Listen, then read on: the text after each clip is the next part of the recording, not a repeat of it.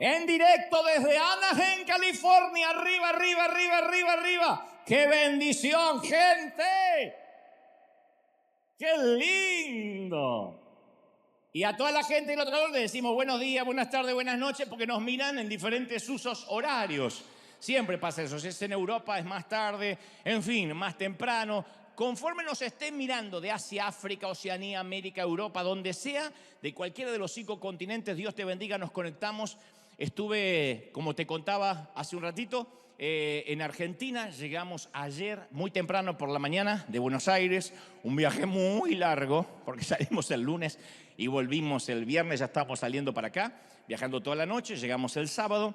Es impresionante como tanta gente de mi querido país me decía que se alimentó durante toda la pandemia con River, con los mensajes desde aquí. Y me decían, es increíble, nos has bendecido, la iglesia estuvo con nosotros. Pero ¿dónde íbamos? Era imposible caminar por la calle, era imposible ir a una pizzería, a un restaurante sin que la gente no se acercara y dijera, somos bendecidos. Pero no era tanto por el programa de televisión, sino por la pandemia, por lo que significó River con la pandemia. Y después, claro, tuvimos estas 2 maravillosas funciones en el Luna Park. No pude saludar a casi nadie, pero a todos les mando un enorme saludo de Argentina, donde estamos viendo estas imágenes maravillosas de Presidente, donde todo el mundo creía que era, algunos suponían que se trataba de una campaña política. No, era una conferencia de 2 horas en este inmenso estadio cubierto del Luna Park, donde las 2 noches no entraba ni un alfiler, completamente sold out. El miércoles y el jueves fue realmente maravilloso ver a tantos y tantos y tantos miles desde muy temprano, venían desde el interior del país,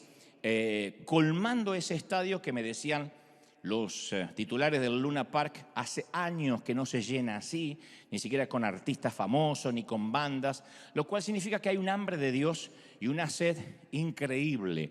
2 horas, desde las 9 de la noche hasta la pasada las 11 y 10 de la noche, porque dura más o menos 2 horas, se proyecta al principio un cortometraje de 8 minutos y después 2 horas de conferencia donde vamos pasando las diferentes propuestas supuestamente presidenciales. Yo digo, juguemos en un universo paralelo de que soy candidato a la presidencia y entonces tengo solo 24 horas para aplicar 5 medidas de emergencia. Este muchacho es Gastón Pauls, es el director de una fundación que saca a muchos chicos de las adicciones y de las drogas, y toda la recaudación de los 2 días, toda la recaudación completa, no nos trajimos un solo peso ni un solo dólar, fue donada a esta fundación de Gastón Pauls y se lo dimos para que él pueda bendecir a mucha gente.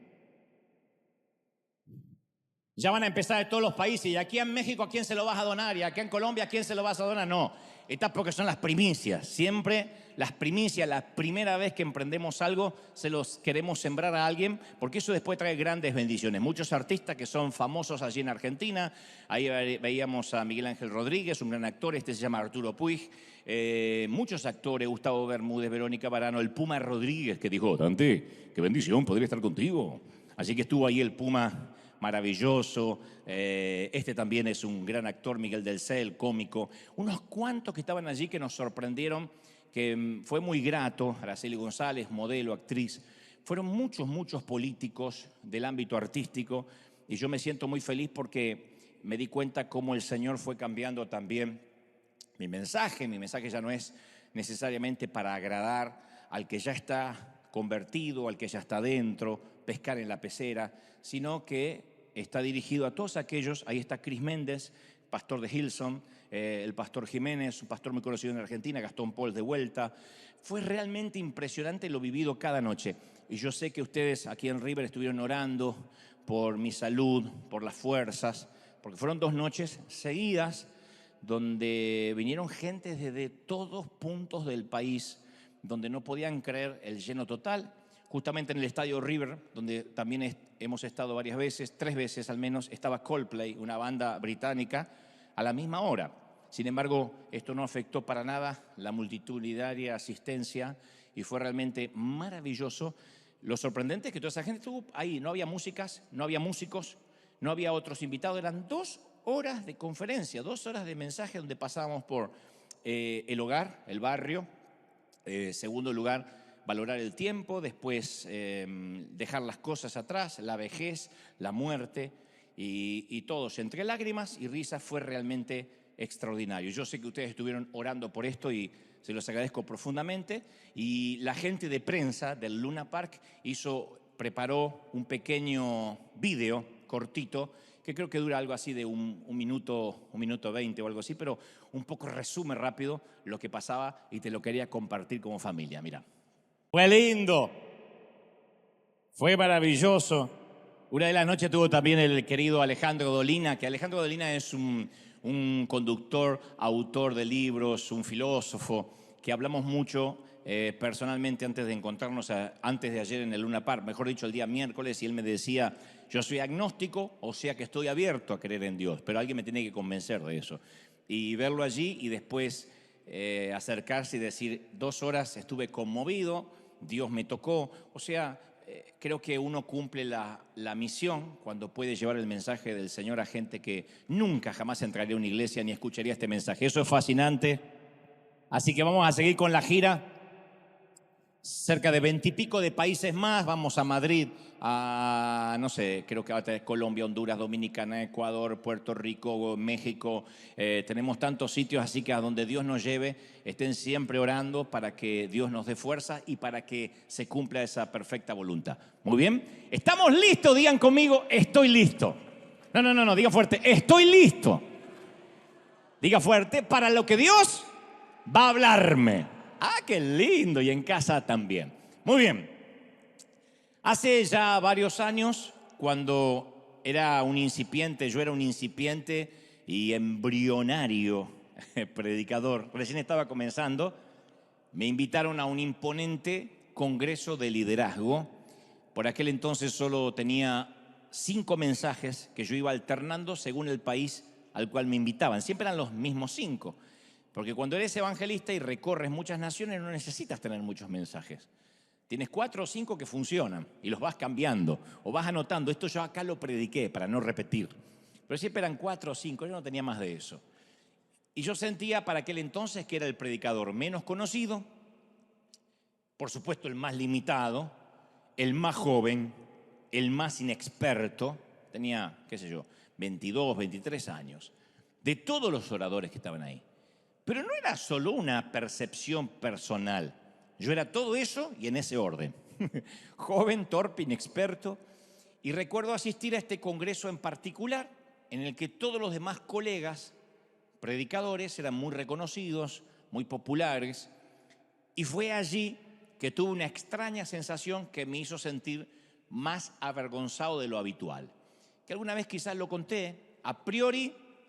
Mi vergüenza tenía que ver con mi indumentaria, con mi ropa, porque por esos años yo viajaba con mi multiúnico traje, con el traqueteo de las maletas, que cuando son de mala calidad se arrugan muchísimo. Hay unos sacos o trajes que uno los puede doblar y no se arrugan actualmente, pero en ese entonces eran unos trajes que había que planchar, así que sumado a la impericia mía a la hora de planchar, yo tenía un traje que lucía viejo, brilloso, deslúcido, obsoleto, de malísima calidad.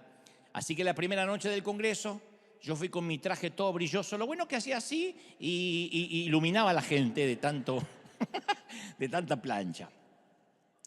Miré a mi alrededor y literalmente yo me sentía un indigente, ¿no? Asistían cerca de 1000 líderes, era un congreso de liderazgo, todos con unos trajes impolutos, impecables. Y todo el lugar olía a un perfume muy caro, así como en River Arena cuando entras y dices, qué rico olor, porque para los que no saben en casa hay un aroma dentro de River Arena que sale por los aires acondicionados para que la gente reconozca el olor de casa.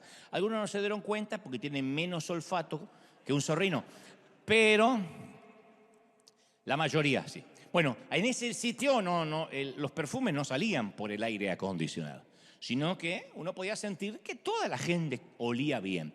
La noche de la apertura predica un orador extremadamente elegante, aunque a mi gusto, hasta la fecha, algo barroco, muy cargado, ¿no? En su indumentaria.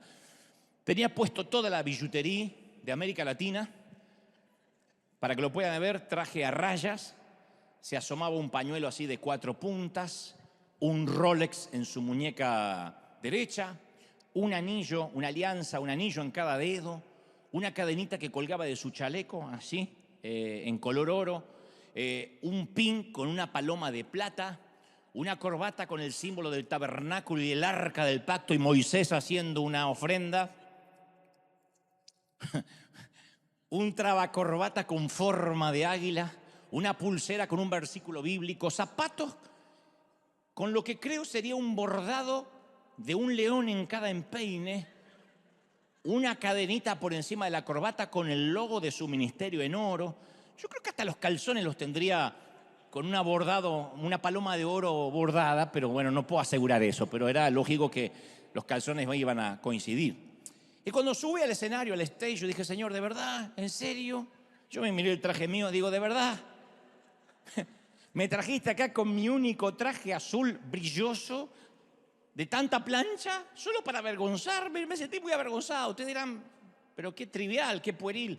Pero en ese momento, un muchachito con una estima todavía bastante dañada, muy inseguro, uno se siente mal cuando tiene que ser uno de los oradores del Congreso y el orador que te precede parecía literalmente Michael Jackson, ¿no? Entonces yo decidí que me iba a olvidar de la ropa y que iba a prestar atención al mensaje y traté de ocultar lo más posible con una Biblia grande que tenía ese entonces, mi lamentable, penoso, miserable, lastimoso, triste, pésimo, lastimero y pobre traje. Pero no es que estaba traumado, no. Estaba avergonzado. Y aquella noche el hombre nos exhortó a que vivamos en victoria, a que proclamemos que Dios nos quería ricos, prósperos. Él dijo, todo el mundo aquí tiene que salir emprendiendo algo.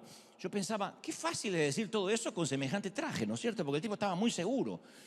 Y él eufórico, el público también estaba muy eufórico esa noche, empoderándose con el mensaje que aquel orador trajo en esa jornada.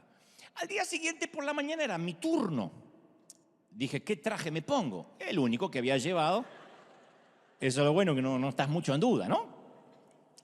Me pusieron a predicar por la mañana porque cuando eres el novato siempre te ponen en un congreso en el horario matutino cuando hay menos público, ¿no? Cuando a la mañana muchos no se levantan, por las noches, la noche estelar. Pero en esos entonces a mí siempre me mandaban por la mañana, que algún trasnochado iba y los que se levantaban temprano. Pero sí había algunos de los oradores, los otros que estaban en el congreso escuchándome.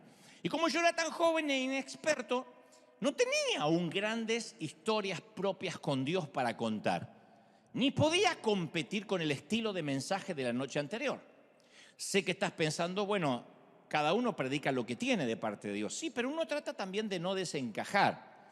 Si vas a un congreso de médicos, tienes que hablar algo respecto a la medicina en algún momento. Lo mismo si vas a un congreso donde hay hombres de negocios. Aquí se trataba de un congreso de empoderamiento, de poder, de victoria. Y yo no tenía mucha idea de qué hablar, especialmente después de haber escuchado al predicador de anoche. Pero sentí al Espíritu Santo diciendo en mi interior, háblales de tus fracasos. En eso eres bueno. Háblales de tu fracaso. No que soy bueno en fracasar, sino que soy bueno en contar mi fracaso, ¿no? O tal vez las dos cosas.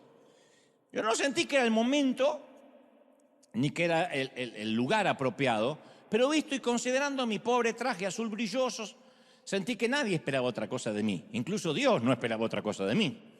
Así que decidí hablarles, contar un testimonio sobre el momento que había pasado hace relativamente poco, que mi pequeño mundo colapsó porque me habían despedido de una empresa en la cual yo trabajaba como un gerente muy joven, una empresa musical, y me habían acusado de ser un ladrón.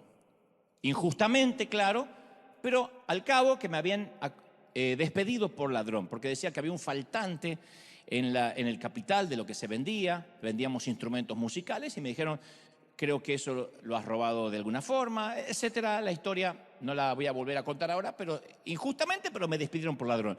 Y comencé a contar cómo eso me había quebrado, me había tirado a los pies del Señor, y con lo que he mantenido hasta la fecha. Miren, les dije, yo no soy el típico orador que están esperando en un congreso de este calibre, no soy el clásico ungido, solo un muchacho venido del sur del continente con un mensaje sencillo. Y pasé a contar el testimonio y de ahí construí o traté de construir el sermón o el mensaje. A mitad del mensaje, un silencio sepulcral inundó todo el santuario, porque ninguno de los predicadores de allí fue invitado necesariamente a hablar de sus fracasos. Así que yo no tenía idea de qué estaban pensando, qué estarían sintiendo, pero durante casi una hora les hablé de mis errores, de mis debilidades, de cómo mi pequeño mundo se tuvo que desmoronar para Dios poder tratar conmigo. Y como eso, que hasta ese momento era un aguijón, porque pasarían muchos años hasta que el dueño propio de la empresa, el mismo dueño de la empresa, me dijera: Gebel, reconocemos que fue un error. Pero en ese momento no, todavía yo tenía el estigma de que me habían despedido por una malversación de fondos. Les dije esa mañana que no sabía ni siquiera por qué yo estaba allí invitado, que lo atribuía a la gracia inmerecida del Señor. Dios sabe que no lo dije ni por falsa modestia ni por falsa humildad, sino que en realidad yo estaba tratando de disculparme por estar allí y quería que mi mensaje pasara pronto, para que pasemos al resto. Porque en el fondo yo sentía que no pertenecía a ese sitio, a ese lugar.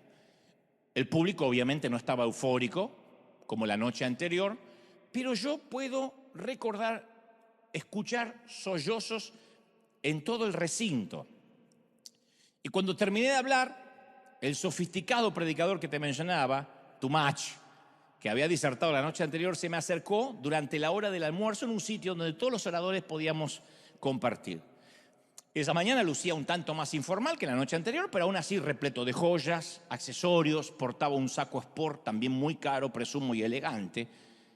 Y comenzó diciendo que mi mensaje lo había conmovido. Me decía: hijo, tu mensaje me conmovió.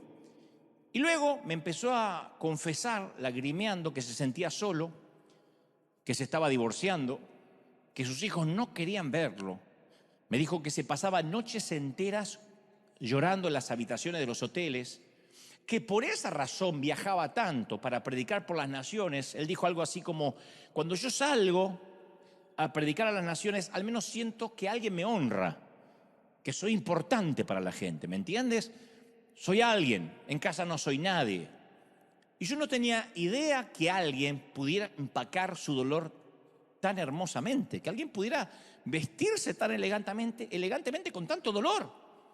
No sabía que fabricaban trajes y accesorios tan elegantes para predicadores con una estima tan dañada. Y mientras que veía correr lágrimas por sus mejillas, lo vi como un chiquito. Aunque él me decía hijo a mí, yo lo vi a él como un niño asustado. Tal vez porque yo también era un niño asustado, pero nos vimos como dos niños asustados. Fue la primera vez que comprobé que ni el botox, ni el traje de diseño, ni los pines de oro, ni los anillos en cada dedo sirven para ocultar el dolor. Y mucho menos para ocultar la vergüenza. En la superficie este hombre parecía perfecto. Yo estoy seguro que todos en ese congreso lo envidiaban un poco, ¿no? Porque era el hombre perfecto, parecía el esposo, el hijo, el padre ideal, pero el dolor que encerraba era tan agobiante que él vivía escapando de su propio hogar para poder mantener una farsa. Y cuando habló conmigo, que no tenía por qué abrirse conmigo, porque me triplicaba quizá en edad para aquel entonces, era su manera de gritar: todo esto es una mentira, es una farsa. Él necesitó decírmelo, supongo, para liberarse. Nunca me voy a olvidar de aquella experiencia, porque yo lo veía a él como alguien inalcanzable. De hecho, me sentí siempre mucho menos que él. Que no está bien, porque todos tenemos que tener una estima sana ante el Señor. Pero, insisto, desde mi pequeño traje brilloso y chafo, yo lo vi a él y dije: no puede ser que este hombre esté quebrado. Yo creo que todos, de alguna u otra manera, usamos una máscara, porque es nuestra forma de encajar, nuestra manera de pertenecer. Mientras más rotos nos sentimos en el interior, más nos inclinamos a ocultarlo de los demás. Primeramente para que no nos rechacen y sobre todo para no pasar vergüenza. En los últimos 35 años, por providencia divina, yo le he podido hablar a miles de personas.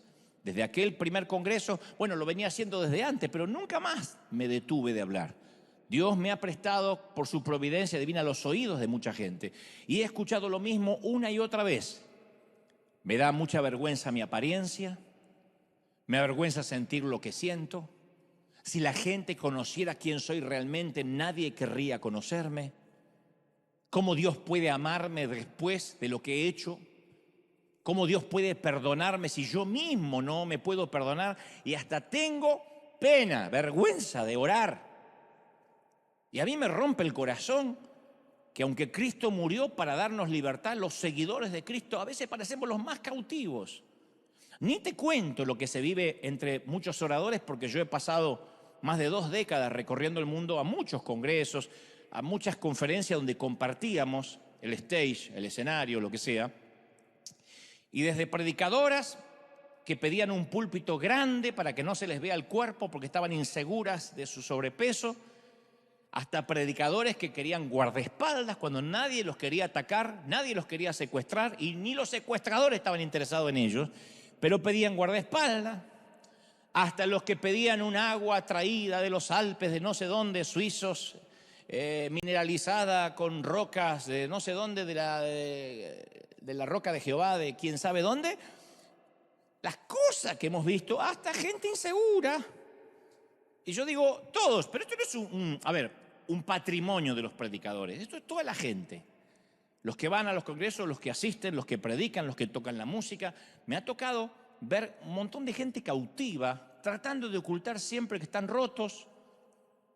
Creo que todo eso comienza cuando nos sentimos juzgados, como digo siempre, por los estándares de la comunidad cristiana, cuando queremos pertenecer, cuando queremos encajar. Yo no sé si te acuerdas cuando los maestros de la ley en cierta ocasión arrastraron ante Jesús a una mujer sorprendida en el mismo acto del adulterio, que la tiraron al suelo como si fuera un trapo sucio y dibujaron alrededor un círculo de condenación.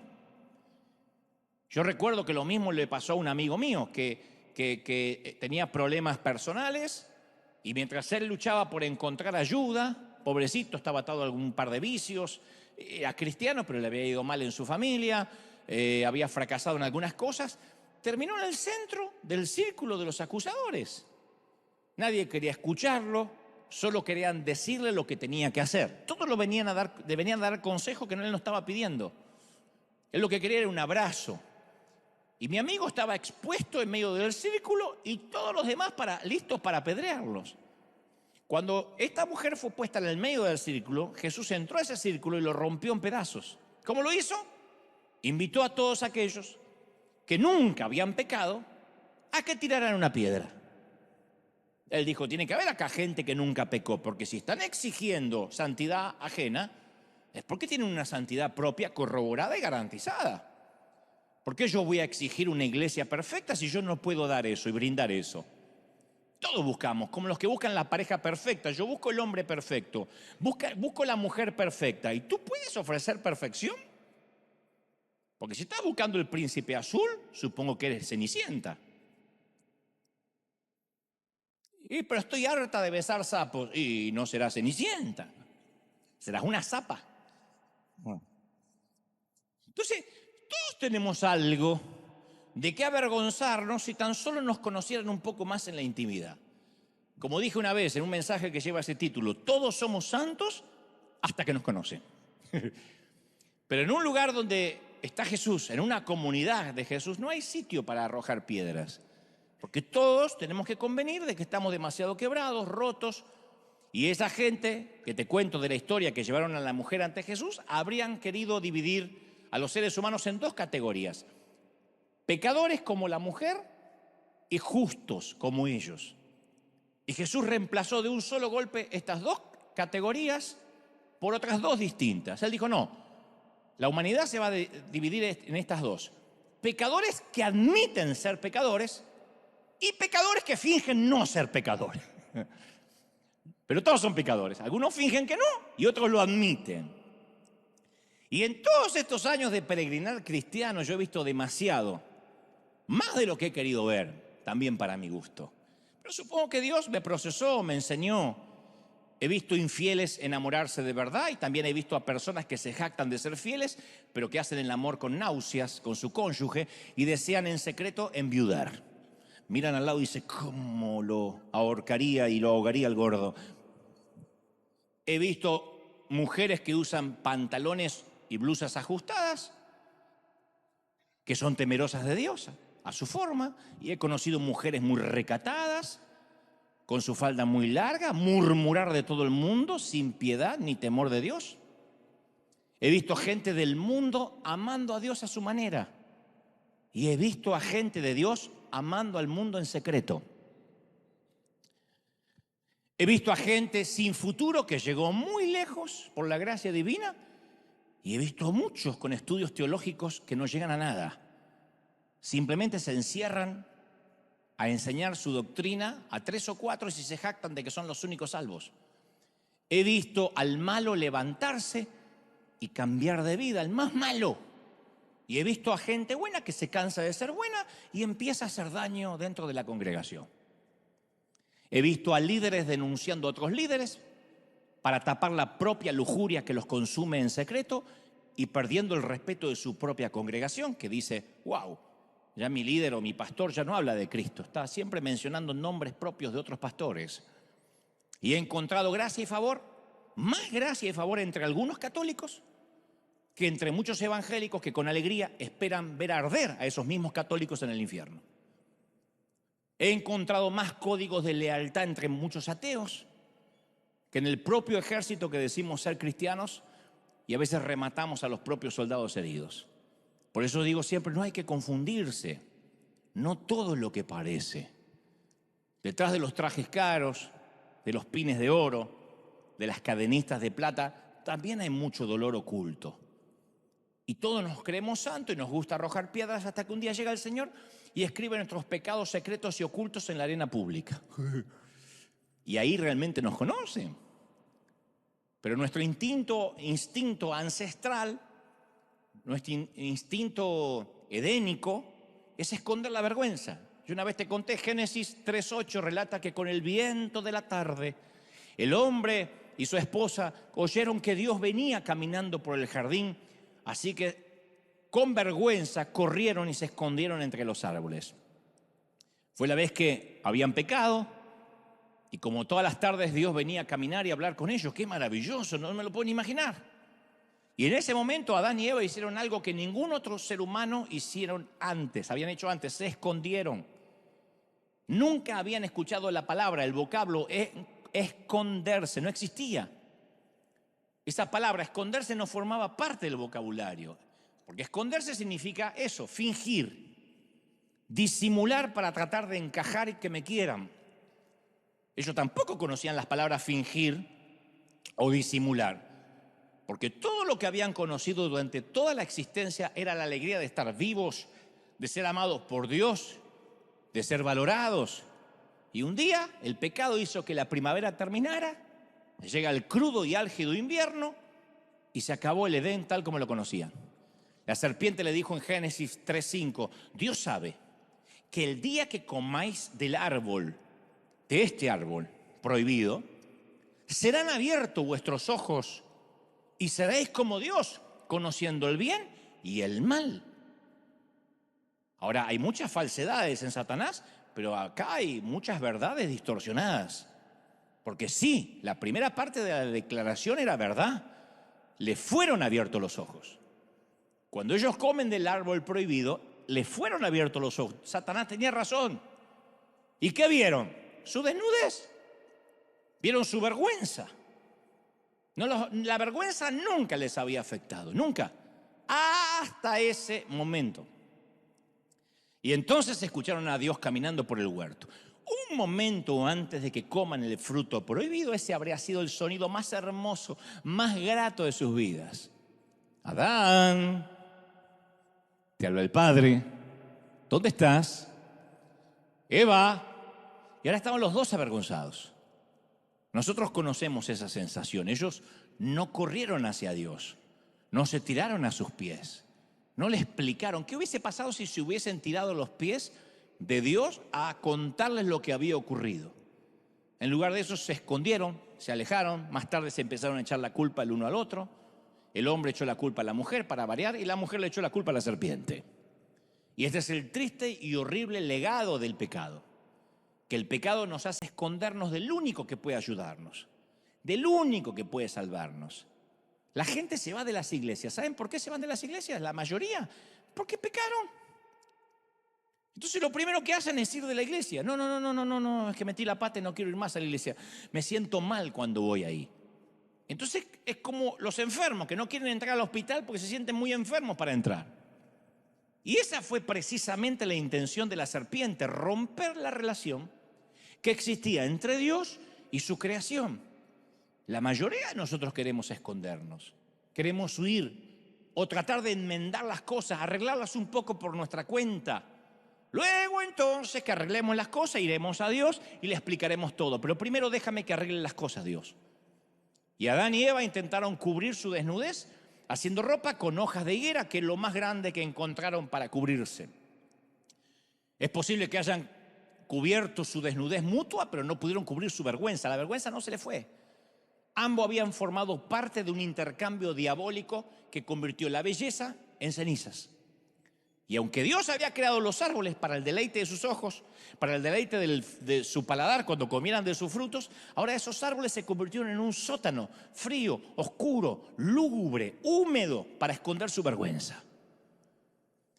Eso es lo que nos puede pasar actualmente, venir a la iglesia y que la iglesia sea, en lugar de ser un spa espiritual, un sitio para decir, ayúdame Señor, no puedo más, y arrojar las cargas, a veces se convierte en un sótano donde esconderse. El mejor escondite para un carnal es una iglesia. Porque venimos, simulamos, decimos que está todo bien, fingimos que todo funciona perfecto en nuestras vidas, y lo que debió ser un Edén se transforma en un sótano, un sitio donde escondernos. La gente se suele esconder en la iglesia, suele ir a las congregaciones a simular que es santo para tratar de compensar el desastre que ha hecho afuera. Tratar de esconder la vergüenza. Este caballero que te contaba al inicio del mensaje la escondió detrás de un traje caro. Otros la esconden detrás de un ministerio, otro la esconde detrás de tener hijos, otro la esconden detrás del sexo o detrás de comer, lo que sea, para tapar nuestra vergüenza. Perfume barato. Así huele la vergüenza para mí. Siempre sentí la vergüenza como un perfume barato. Porque cuando era chiquito había un perfume barato y empalagoso que solían regalarme para Navidad. En la Argentina de principios de los 80 existía la colonia para varones llamado Pibes o Paco. Te regalaban Pibes o Paco, que eran buenas colonias, salían en televisión. Y si eras niña, Coqueterías o Mujercitas. Esas eran las marcas. Pibes, Paco, Coqueterías y Mujercitas. Y para variar, a mí me regalaban una versión más barata de ambas, llamada Colonia Juancho. No era ni Pibe ni Paco. Hubiese preferido Mujercita. Mira lo que te digo. Me hubiese puesto Mujercita. Pero la colonia Juancho tenía una fragancia horrible. El olor era atroz, repulsivo, fétido, hediondo, pestilento. Se ve que se les murió Juancho y con el cadáver hicieron el perfume. Recuerdo que me lo ponía en diciembre. Porque la tía decía, quiero que te lo pongas, ¿eh? Y aunque me bañara 1000 veces, olía a perfume barato hasta mayo. Y la vergüenza es así de nauseabunda. Es así de pesada, de simbiótica. Porque la culpa es diferente, ¿eh? La culpa tiene un propósito. La culpa tiene un propósito. Está para enseñarnos. Enseñarnos. La culpa, aunque no es agradable, tiene un punto de inicio y un punto de finalización. La vergüenza no está claramente definida como la culpa. La vergüenza no tiene ni un inicio ni un fin. La vergüenza está. La vergüenza no se va. La culpa nos dice que hicimos algo malo. Y con esa conciencia hay esperanza. Podemos ir a la persona que hemos herido y decirle, mira, quiero que me perdones porque siento una culpa, una convicción y quiero terminar con esto. O podemos tratar de corregir una injusticia que cometimos. Pero la vergüenza nos dice que hay algo malo en nosotros. En el físico, en la ropa, en nuestra manera de hablar, en nuestra manera de expresarnos, en la familia de la cual venimos. Y ahí no hay esperanza. ¿A dónde vamos a cambiar algo malo que hay en el núcleo de lo que somos? ¿Cómo se cambia? ¿Cómo podemos reparar algo que está mal en nosotros? Por eso la vergüenza es una enfermedad devastadora del alma. Porque nos dice que tenemos que escondernos hasta que se pase el aroma del perfume barato. Y no se va.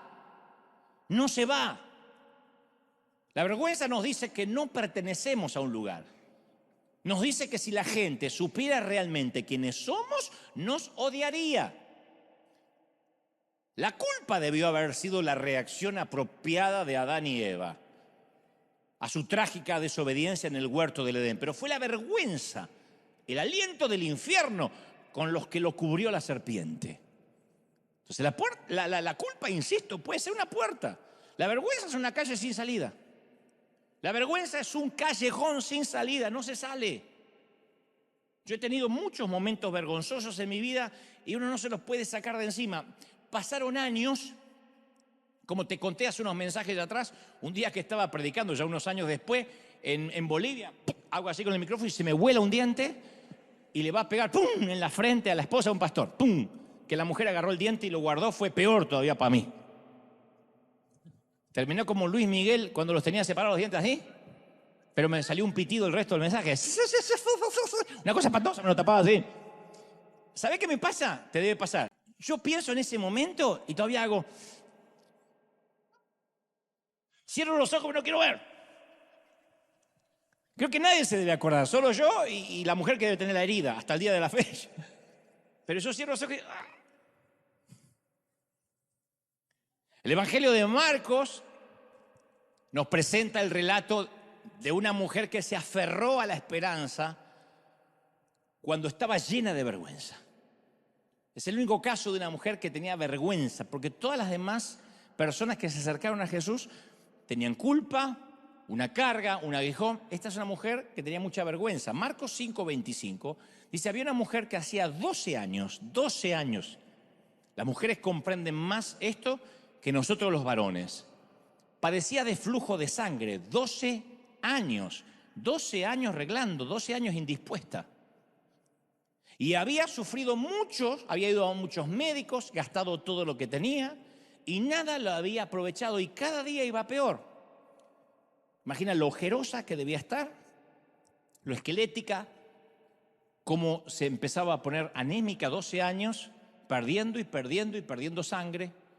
Hoy es difícil de comprender lo que esto inclusive significaba para esa mujer en la cultura, porque hoy sería incómodo, enfermizo, patético, muy patológico, por cierto, pero en aquel entonces se sumaba la carga cultural.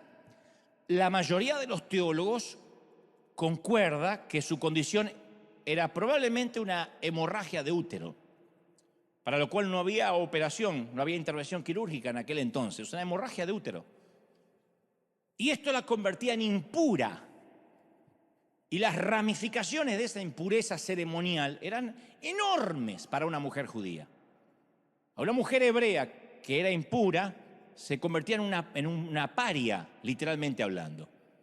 Uno va a Levítico, las leyes ceremoniales de higiene y de asepsia que había en Israel, y Levítico 15:25 dice, la mujer cuando sufriere el flujo de su sangre en el tiempo de su costumbre, o cuando tuviere más sangre que su costumbre, dice Levítico, estamos hablando de 2, 3 días, 4 días lo sumo, será inmunda en los días de su costumbre.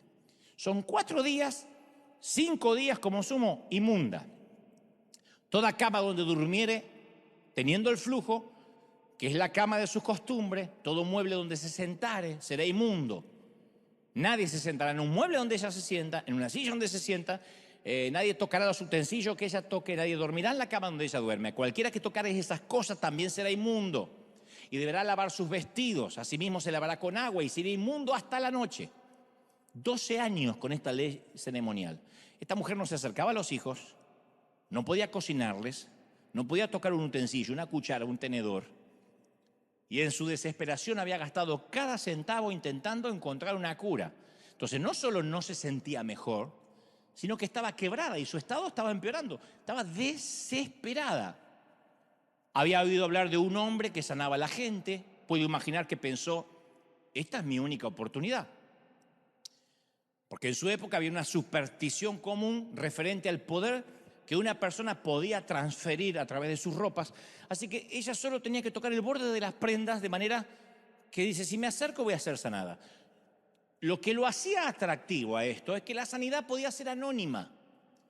Porque esta mujer lo que tiene, además de la enfermedad, es vergüenza. Era una enfermedad vergonzosa para una hebrea. Porque enseguida se decía que esto venía de una maldición, si era un pecado oculto. Nadie podía pensar que era literalmente hemorragia de útero. Así que ella dijo, lo que me atrae es que esto puede ser anónimo. Ella podía deslizarse, tocar su túnica y después desaparecer entre la multitud. La vergüenza le dijo que ella no pertenecía, pero estaba desesperada por tener una esperanza. Y Jesús llegó a la ciudad. Ella oyó el ruido mientras se ocultaba, como siempre, como una indigente, en un callejón tranquilo. No era el ruido de una multitud tumultuosa, ni el ruido de los soldados romanos, los soldados del imperio cuando cabalgan por la ciudad. Era el sonido de la esperanza. Así que esperó a que pasara toda la multitud y luego se abrió sigilosamente paso para acercarse a él. Yo me imagino que su mente corría a toda velocidad. ¿Y si alguien me ve? Porque muchos conocían que estaba inmunda. ¿Y si alguien me reconoce? O lo peor aún, ¿y si lo toco y dejo inmundo al Mesías? ¿Cómo voy a seguir viviendo? Nosotros hemos vivido la pandemia, el peor momento de la pandemia.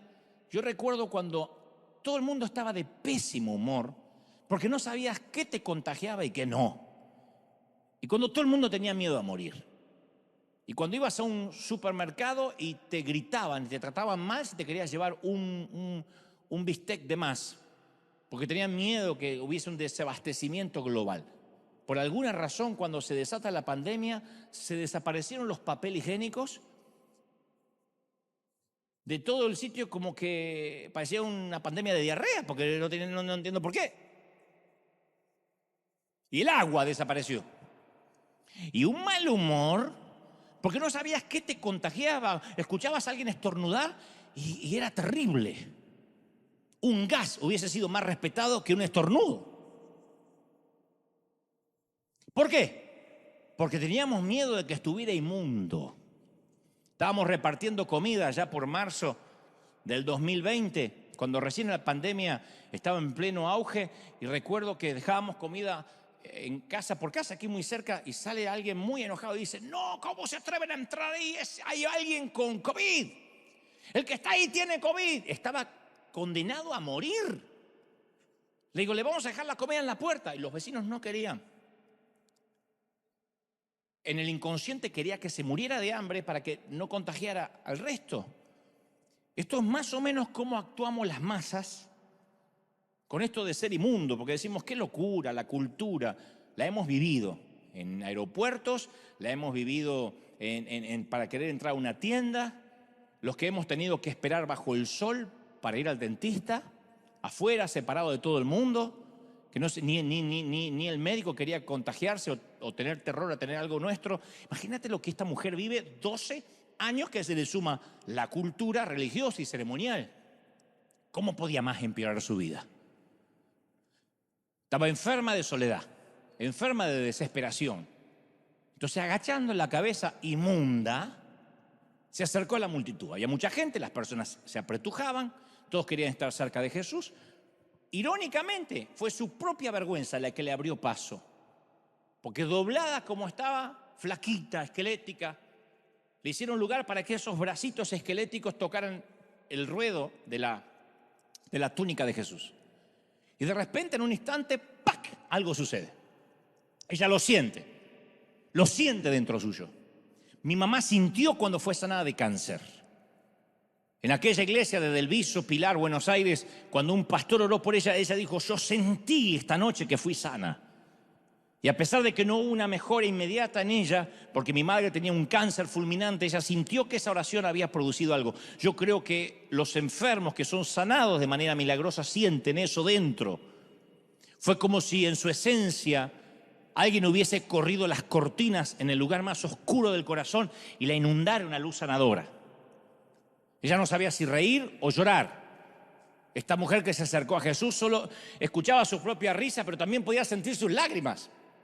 Decía, sí, es el Mesías el que yo toqué. Es el Mesías, porque si era un timador, si el tipo era un fraude, ella no se iba a sanar. Ella iba a contaminar al tipo. Entonces, creo que lo primero que piensa, y las mujeres van a coincidir conmigo, lo que primero que piensa es en su familia, en sus hijos. Ahora los puede abrazar, ahora puede formar una pareja. Finalmente podía tocarlos, cocinarles, mirarlos a los ojos. Entonces, cuando se da vuelta para escaparse de la multitud que ya está sana, sucede algo. Jesús estaba acostumbrado a estar rodeado de gente que con codazo lo apretaban y lo empujaban. Pero él sintió que sucedió algo más. Él sintió que había salido poder, virtud, que algo había salido de su cuerpo. Y entonces se da vuelta y dice, ¿quién me tocó? La mujer quedó helada. ¿Quién me tocó?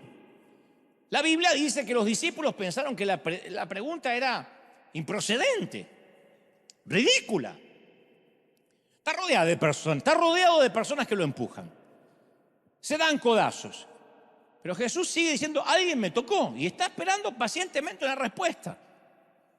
Nadie podía decir, ella te tocó, porque todos lo estaban tocando. Así que no era una invitación a que denunciaran quién lo tocó. No nos confundamos. Él no le dijo a los discípulos, ¿ustedes vieron que alguien se me acercó? Era imposible decir quién se le acercó, si todos estaban cerca, si todos lo estaban tocando, todos lo estaban llenando de codos y apretando y apretujando, le tocaban el cabello y se le prendían. ¿Cómo van a decir quién? Nadie podía, solo la persona que lo había tocado y había sido sanada podía decir yo soy. Jesús la hubiese dejado desaparecer entre la multitud, pero le dio la oportunidad que hablara.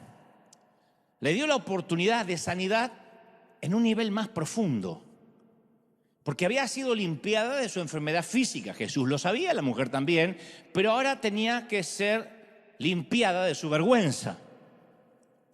Tenía que dejar ir su vergüenza, y para dejar ir la vergüenza hay que enfrentarla. Así que ella tuvo que agarrar toda pizca de valentía para adelantarse. Se podía haber ido y estoy seguro que Jesús no la habría expuesto. Pero se acerca y le cuenta a Jesús toda su historia, delante de todos los curiosos que estaban ahí. Que no es una historia para contar con testigos. No andas contando que tienes problemas en la próstata, que tienes hemorroides, que eres frígida, que son temas que son demasiado privados. Diría Jesús, ¿tendrías un momento? Nos encontramos en el aposento. No, ahí. Y él le dice, hija, tu fe te hizo salva.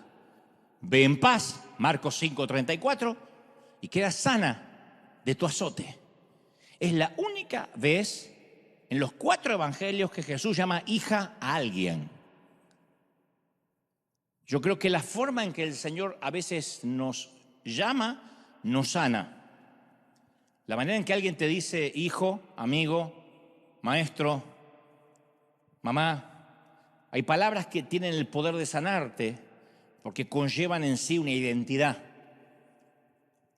Yo una vez prediqué que tengo muy claro cómo funciona la Trinidad, que Padre, Hijo y Espíritu Santo, los 3 son uno, pero muchas veces yo sé que estoy hablando con el Padre porque necesito un Padre. Y muchas veces yo sé que estoy hablando con Jesucristo porque necesito ese fuego para predicar, para salir, para enfrentar religiosos, y otras veces sé que es el dulce Espíritu Santo. Puedo diferenciar sus personalidades.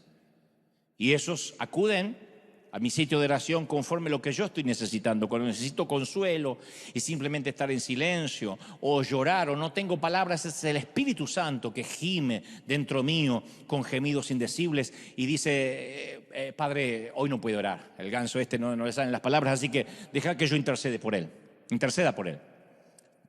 Y me llena. Entonces aquí le dice Jesús, hija. Es una de las palabras más tiernas que jamás Jesús, por lo menos no hay registros en los evangelios de que haya dicho hija a alguien más. Y cuando le dice hija, yo creo que ahí mismo se le disipó la vergüenza como el sol matutino disipa la neblina de la madrugada. Y cuando releo la historia de esta mujer, yo imagino ese día tal cual como nos sucede a nosotros. Comencé a vernos a nosotros, me comencé a ver a mí. Porque, a ver, nuestros problemas son diferentes, pero nuestras necesidades siempre son las mismas. Siempre. Yo pienso que una de las cosas más atemorizantes de esta tierra es que los otros se enteren de que tenemos un problema. De ahí el fingimiento. Adán y Eva no querían que Dios, el que los había creado, se enteraran de que estaban desnudos. Lo que nosotros no queremos, no es que no queremos tener problemas matrimoniales, no queremos que se enteren. No es que no podemos soportar tener un hijo rebelde, no queremos que los vecinos o la iglesia sepa que tenemos un hijo rebelde. No es que no podemos lidiar con la lujuria privada, no queremos que los demás nos descubran que tenemos una lujuria privada. Siempre eso es lo que estresa. Eso es lo que nos estresa al punto de que no queremos que nos descubran tal cual somos. Porque la vergüenza nos dice que mantengamos el secreto. ¿Y quién tiene las llaves de esa cárcel?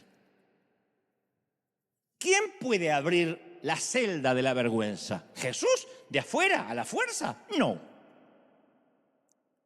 Cuando uno decide, voy a contar lo que me pasa, este es el momento de contarlo, descubrimos que las llaves siempre estuvieron en nuestro poder, todo el tiempo. Todo el tiempo. Yo tenía dos caminos a partir de mi traje brilloso allí a los 20 y tantos años.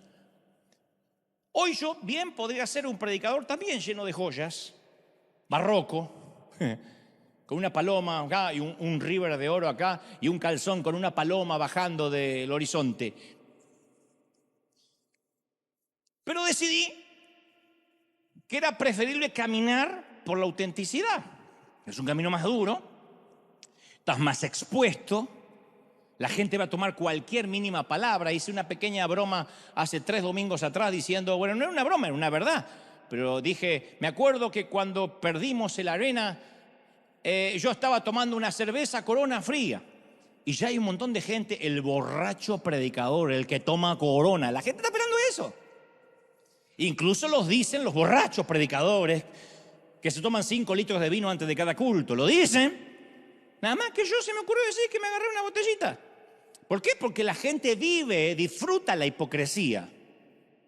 Le gusta poner a otro en el medio del círculo y tirar piedras. Y la parte más liberadora de la historia de esta mujer para nosotros es que ella les contó a Jesús toda la verdad. Contó su historia y nos abrió un camino. Yo creo que esta mujer dio un paso crucial en la Biblia. La más difícil de todas. Dio el paso más radical. Porque correr un riesgo requiere admitir que tenemos un problema. Si no admitimos que tenemos un problema, Dios no nos puede ayudar. Tiene más posibilidad de éxito Alcohólicos Anónimos que una iglesia cristiana. Porque el alcohólico anónimo no lo dejan sentar en un círculo hasta que no se presenta. Buenas tardes, soy Juan y soy alcohólico. Y después de estar 2 años sin tomar, tiene que decir, buenas tardes, soy Juan, soy alcohólico y llevo 2 años limpio. Pero no le dejan decir, ya no soy alcohólico, soy un ex alcohólico. Nosotros estamos desesperados por decir, soy un ex pecador. Estamos desesperados por decir, yo ya no soy más pecador, yo ya no soy más. No, tendríamos que decir, hola, ¿qué tal? Mi nombre es Juan, soy un pecador. Pero por la gracia divina recibo la santidad todos los días. Estoy limpio, pero somos pecadores. Por eso con vergüenza es difícil. Porque la vergüenza dice, no te arriesgues, te van a liquidar. Pero todo depende de cuán desesperados estemos. Yo creo que a veces la desesperación de estar sana en esta mujer después de 12 años hace que la vergüenza sea nimia. Alguien me dijo una vez, te lo dije la vez pasada, que cuando el dolor de permanecer como estás es más fuerte que el dolor de cambiar, entonces estás listo para cambiar. Cambiar duele. Permanecer así duele más. Fingir cansa. Yo no me voy a cansar de decirlo esto y lo digo a través de las redes. A toda la gente cansa fingir. No entiendo por qué fingimos. Y me incluyo. Uno debería decir, este soy. A ver, autenticidad no significa falta de privacidad. No creo que se confunda. Algunos confunden autenticidad con grosería. Entonces maltrata a todo el mundo porque así yo soy auténtico. No, eres un maleducado, auténticamente maleducado. Yo no confundo autenticidad con grosería. No dejo de ser un caballero. Nadie debería dejar de ser una dama por ser auténtica. Y tampoco confundir autenticidad con falta de privacidad. Porque que yo sea auténtico no te va a abrir la puerta de mi baño, no te va a abrir la puerta de mi habitación. O sea, mi privacidad, mi vida privada es mi vida privada, tu vida privada es tu vida privada. Yo estoy hablando de simular una vida privada o pública que no tienes. Eso es falta de autenticidad, eso es fingir. Después no estás obligado a contar todo lo que te pasa. No estás obligado a contar todo. En cierta ocasión Dios le dice a Samuel que unja a David como rey sobre Israel. El detalle es que en ese momento había otro rey que era Saúl. Dios le dice, sí, pero yo a él lo deseché como rey. Quiero que unjas a otro. Sí, pero el detalle es que era en la cultura, todavía el otro seguía en el trono. Entonces Samuel se preocupa porque no podía ungir a otro rey habiendo otro rey en el trono. Su cabeza podía rodar por la arena tan pronto Saúl se enterara. Le dice Jehová, si yo voy camino a ungir al nuevo rey, que Dios le dijo que lo buscara entre los hijos de Isaí, y me sale al camino, me sale de camino Saúl, y me pregunta, ¿dónde vas? ¿Qué le digo? Porque él era asesor del otro rey. No te olvides que Samuel fue el puente entre dos gobiernos, entre Saúl y David. Él era asesor del rey que estaba. En efecto, dice, ¿qué le digo? Y ahí Dios enseña el principio de la privacidad. Dios le dice, dile que irás a ofrecer sacrificio a Jehová. Ustedes dirán, ¿y Dios le pidió que mienta? No. Cuando él tenía que ungir como rey a David, luego de tirar el cuerno de aceite sobre el elegido, él debía presentar un sacrificio a Jehová. Lo que Dios está diciendo, no tienes que contar todo lo que vas a hacer. ¿A dónde vas? A ungir un rey. Al baño a hacer número 2 y a hacer un sacrificio. No cuentes todo. El principio de la privacidad. El principio de la privacidad es no tienes que contar todo. Técnicamente, ¿Samuel iba a ofrecer el sacrificio a Jehová? Sí. Después que ungiera al otro como rey. Pero yo aclaro esto porque algunos creen, sí, voy a ser auténtico y tengo que contar todo. No, hay que saber elegir a quién le abres el corazón. Saber con quién vas a confesar tus pecados. Porque hay gente que podría usar eso en tu contra. Tú tienes que saber bien a quién le abres el corazón. El Señor tenía diferentes círculos. No le hablaba lo mismo a los 120 que a los 40, que a los 12, y entre los 12 a su 3 y a su 1. No todos estaban listos para todo y hasta dijo, hay cosas que ustedes no están listos, hay conversaciones para las cuales no están listos.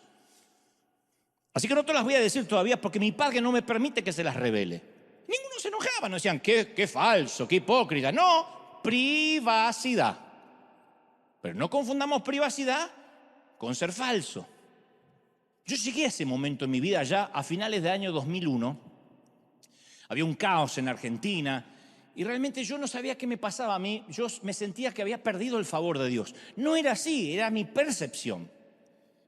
Y si hubiera en ese momento podido identificar un pecado cometido, lo hubiese confesado. Pero no era el caso, sino que en lo profundo de mi ser, por alguna razón yo me sentía indigno. Y yo sé que esto te suena familiar. A veces uno se siente indigno, con mucha vergüenza hasta ante Dios. Y uno vive con la sensación de que uno nunca es lo suficientemente bueno. Y la vergüenza nos mantiene fingiendo y aislados. Decimos, ¿quién soy yo para hablar, para decir algo? No nos sentimos libres para hablar en público porque pensamos que en algún nivel nos están juzgando. Yo recuerdo esa época que después por providencia divina Dios en su misericordia me sacó. Pero me sacó porque las llaves del lado de adentro de la celda las tuve yo y dije, basta.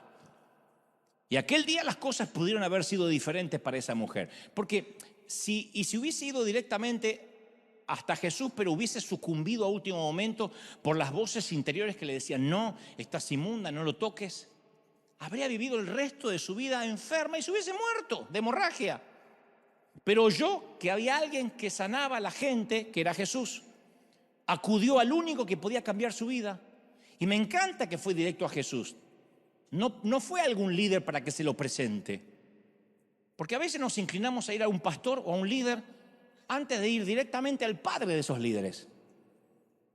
¿Para qué vas a ir al pastor si puedes ir al padre de ese pastor? Yo creo en todo mi corazón en la fuerza del cuerpo de Cristo, pero nunca hay que olvidar que Cristo es la cabeza del cuerpo. Y esta es la parte más hermosa del viaje de esta mujer, que Jesús la hace elegir. Podía haber recibido la sanidad y desaparecer entre la multitud. Sin embargo, la mujer optó por hablar. Decidió contarle su historia a Jesús y recibir una bendición mayor. Cuando dijo Jesús, ¿quién me tocó? Ella podría haberse ido, insisto. Podía haberse sanado físicamente, pero seguir enferma en el corazón. Porque la vergüenza no se va. No se va. La gente te dice, tú eres la mujer que estuvo inmunda. La vergüenza puede ser por nuestro pasado, por lo que hicimos, por un aborto, por un divorcio, por una separación, por una orfandad, por un padre golpeador, por un abuso, por una violación. Sufren vergüenza mujeres que fueron violadas, que pobrecitas no se lo merecían, no lo provocaron y sufren vergüenza, que es lo peor que le puede pasar a una persona, ser abusada en su inocencia, y aún así la vergüenza las persigue. Yo nunca olvidé la primera vez que comencé a contar mis debilidades en un escenario. Me sentí aterrorizado la primera vez. Porque de donde yo vengo, donde fui criado, una multitud de apedreadores siempre están esperando cualquier cosa para usarla en mi contra. Y me discipularon diciéndome que jamás tenía que mostrar tal cual era porque yo era un líder. Alguien me dijo, si te muestras débil, ¿qué queda para las ovejas? En otras palabras, finge para que el resto también finja. Así que me dediqué por años a ocultarlo. Y un buen día empecé a contar que luchaba con mi estima, con el orgullo, que también luchaba con celos, con envidias. Y fue lo más liberador que experimenté en mi vida. No por nada el Señor dice, y la verdad os hará libres. Si no hubiese dicho, y si no, prueben con fingimiento. La verdad os hará libres. La conoceréis y te hará libre. ¿Lo crees, sí o no? Porque yo le entregué mi corazón al Señor a los 7 años, pero mantuve mi vergüenza hasta la edad adulta. Creía que si me exponía, la gente me iba a eludir. Lo creas o no, todavía a veces lucho con eso. Aunque cada día trato de ser más auténtico, hay momentos que las viejas creencias afloran a la superficie y me dice, tú no perteneces aquí, tú no les gustas a la gente, todo el mundo ve algo mal en ti. El susurro cambia, pero la esencia es la misma que sentí hace más de 30 años cuando lucía un traje espantoso y brilloso. Y cuando esto ocurre, tengo que tomar la decisión intencional de agarrar la llave de esa cárcel de la vergüenza y abrir las puertas de esas celdas que el enemigo quiere construir. Tengo que recordar que si bien mi niñez dibujó mucha vergüenza en mi corazón, como hombre de Dios, el Señor me entregó después un lienzo en blanco. Y la pintura ahora es un color maravilloso, es atractiva, es hermosa, es diáfana. Ahora escucho otro susurro que Dios me dice, eres amado, Dante, eres digno de amor, eres especial para mí, te amo, eres distinto, eres único para mí.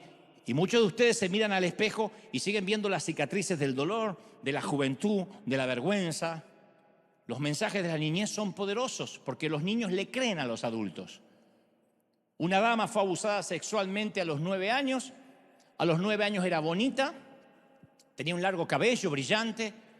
Incapaz de contar lo sucedido a sus padres por vergüenza, comenzó a ocultarse. Y a medida que pasaron los años, usó la comida para levantar una pared entre ella y cualquiera que quisiera lastimarla. Sabía que debía trabajar su físico cuando fue adolescente.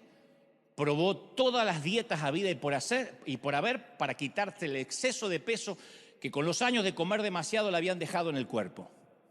Todas funcionaban durante un tiempo, pero nunca perduraban porque la comida no era el tema central. Le llevó 40 años comprender que ella había decidido en su inconsciente nunca más volver a ser bonita, porque a las niñas bonitas les sucede cosas malas. Y tuvo que aprender a dejar ir la vergüenza a los 40 años con mucha terapia y ayuda de Dios. El día que tocó el manto de Jesús fue sana. El flujo es rápido para sanar. Un toque del Señor basta. El tema es la vergüenza. ¿Quién me tocó? La pregunta de hoy no es ¿quién quiere ser sano?, sino ¿quién fue el que se sanó?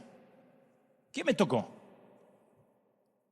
Quiero que cuentes tu historia, porque te vas a ir sin flujo, te vas a ir sin enfermedad y con vergüenza. Eso es como irse de un hospital y nunca quitarte las vendas. Si has sido avergonzado por la iglesia, mi corazón se duele contigo. Durante este viaje a Argentina yo me crucé con decenas de personas que me dijeron, yo estaba dolido con la iglesia, con mi pastor, pero comencé a ver los mensajes desde River, vi a Jesús con ojos nuevos, volví a sentirme amado por Él, perdonado. Unos me decían, ay, me encanta cuando dices, ¿cómo te ama el Señor? Dilo tantas veces. Esos son los divorciados de la fe, los que alguna vez creyeron y se alejaron por algo. Y el pozo de la vergüenza después es profundo para volver. Podría ser que tu apariencia te avergüence, o tu falta de educación, que dices qué bruta que soy o qué bruto. O puede ser simplemente que no encajas. Cualquiera hacia la fuente, la vergüenza debilita, aísla. Y esta mañana, tarde o noche, donde me estés viendo, Jesús nos invita a acercarnos a Él, tocar su túnica, y luego nos va a preguntar, ¿cuál es tu historia? Él ansía que la contemos. Yo me pregunto de qué manera la vida de esta mujer afectó a los que los rodeaban, porque pasó de ser alguien que no tenía derecho ni a hablar, ni mirar a los ojos a ningún ser humano, y ahora la mujer que personalmente se entrevistó con Jesús. Yo pienso que este paso valiente de abrirse paso ante Jesús se convirtió en una invitación abierta hasta la fecha para que hagamos lo mismo. Porque cuando uno es libre, se convierte uno en una puerta abierta que muestra el camino a los demás. El mejor halago que me puedes hacer es, si Dios usa a este tipo, me puede usar a mí. Eso no me subestima, ¿eh? Lo peor que me puedes decir es que bueno, Dios te usa a ti porque eres muy hablador, porque leíste mucho, porque tienes educación y suponer cosas que son mentiras. Pero cuando dices, la verdad que si Dios te usa a ti, me puede usar a mí me fascina porque significa que fui una puerta para ti. Pasaron muchos años desde que aquella vez que me sentí un indigente con mi traje azul brilloso y me avergonzaba. Pero fue también aquel día en que me abrí paso ante un gentío de señorones y damas elegantemente vestidos y conté mi historia de frustraciones y fracasos. Fue aquella mañana en un congreso al cual no pertenecía, no encajaba, que empecé mi larga peregrinación hacia la libertad y sanidad de mi alma. Y fue también esa misma mañana que un veterano predicador cargado de joyas y anillos de oro decidió imitar mi osadía de tocar el manto del maestro y me contó su historia envuelta en lágrimas. Y luego sé que fue un hombre verdaderamente libre. Y claro, a propósito, nunca más volví a usar aquella pestosa y hedionda colonia Juancho que me regalaban en las Navidades cuando era niño. Dudo que se siga fabricando porque algún cliente hediondo tuvo que haber demandado a Juancho. Y además desde hace algunos años huelo mejor, o al menos eso me hacen creer. Pero lo más importante y fundamental es que nunca jamás me he prometido, sentí el perfume barato de la vergüenza. Nunca más. Nunca más, gente, nunca más. Dale un aplauso al Señor, celebra al Rey. Vamos, dale un aplauso, celebra al Rey de Reyes. Si crees que Dios te habló esta mañana, dale un aplauso y dile, Señor, me quito el dolor, me quito la vergüenza, toco el manto del Señor. ¡Aleluya! Más, celebra en casa también. Dios ha hablado hoy.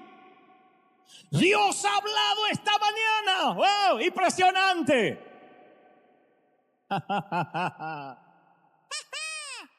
Di conmigo, Señor Jesús. Fuerte, Señor Jesús, entra en mi vida, perdona mis pecados. Fuerte, anota mi nombre en el libro de la vida. Te recibo, Señor, como mi Salvador. Levanta tus manos, quiero orar por todos, aquí y en casa. Quiero orar por todos, quiero que ores conmigo también. Porque yo solo voy a orar, pero la llave de la celda de la vergüenza la tienes tú. Tú tienes el poder todo el tiempo de salir de ahí. Dile, Señor, quiero contar mi historia, quiero ayudar a otros. Quita del profundo del arcón, de lo profundo del closet, del ropero aquellas historias que has escondido bajo polvo y dile: Señor, yo hoy no solo tocaré tu manto, sino que levantaré la mano cuando preguntes quién fue. El Señor dice: ¿quién fue que tocó mi manto? ¿Quién fue que se atrevió a quitar virtud de mí? Dile: Señor, yo soy. Mi desesperación es tan grande que yo he venido desde lejos para ser libre del azote de hace 12, 15, 30, 20 años, 3 meses, días. Uy, todos orando, vas a ser libre esta mañana. El Señor me dice: hay libertad. Hay libertad. Donde está el Espíritu de Dios hay libertad. Conoceréis la verdad y la verdad te hará libre. Y el Señor hoy está librando cadenas. El Señor está quitando cerrojos de bronce, cerrojos de acero, quitando las ataduras. Yo sé que algo ocurre. Padre, desde aquí, desde Anaheim, estoy orando por toda la gente, por la Argentina querida que acabo de visitar. Bendice a todos esos compatriotas que están sufriendo, peleando, luchando contra la inflación, contra la economía, contra los malos gobiernos. No solo bendigo Argentina, sino México hasta Tierra del Fuego, toda la región, todo Centroamérica, todo Latam, todo Latinoamérica. Bendice, sopla Dios sobre ellos. Oramos por la Unión Americana, los Estados Unidos de América. Vamos a orar por nuestros amigos asiáticos. Vamos a orar ahora por Oceanía. Vamos a orar por Europa. Dios está haciendo algo, no solo aquí, sino en todos los continentes, y se desata un manto de autenticidad.